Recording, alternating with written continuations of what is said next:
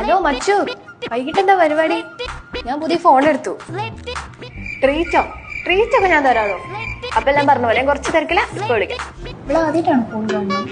നോക്കിയെന്റെ പുതിയ ഫോൺ 28,000 രൂപയ്ക്ക് മേടിച്ച, 20% ഡിസ്കൗണ്ട് മേടിച്ച. 28,000 രൂപയോ ഇതിനോ? ആ എന്തേ?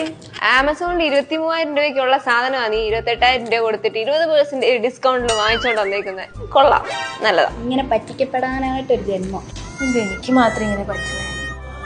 സാരമില്ലടാ, ഇങ്ങനെയൊക്കെയല്ല നമ്മളൊരുന്ന് പഠിക്കുക. പിന്നെ പഠിത്തം 10ാം ക്ലാസ്സിൽ നല്ല മാർക്ക് ഉണ്ടായിരുന്നേ.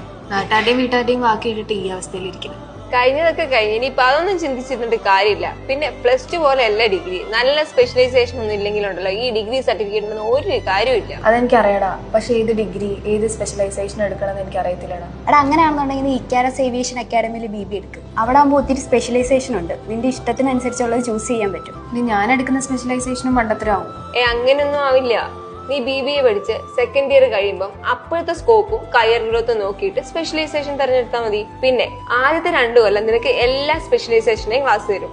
അപ്പോൾ 3ാമത്തെ കൊല്ലം നിനക്ക് നിന്റെ ടേസ്റ്റിനനുസരിച്ചിട്ടുള്ള സ്പെഷ്യലൈസേഷൻ ചൂസ് ചെയ്യാം. അപ്പൊ ഞാൻ ഇപ്പൊ തന്നെ ഇക്കാരസ് അക്കാഡമിനെ കോൺടാക്ട് ചെയ്യാല്ലേ? നീ ധൈര്യമായിട്ട് കോൺടാക്ട് ചെയ്തോ. ഏറ്റവും ട്രസ്റ്റഡ് ആയിട്ടുള്ള അക്കാഡമിയാണ്.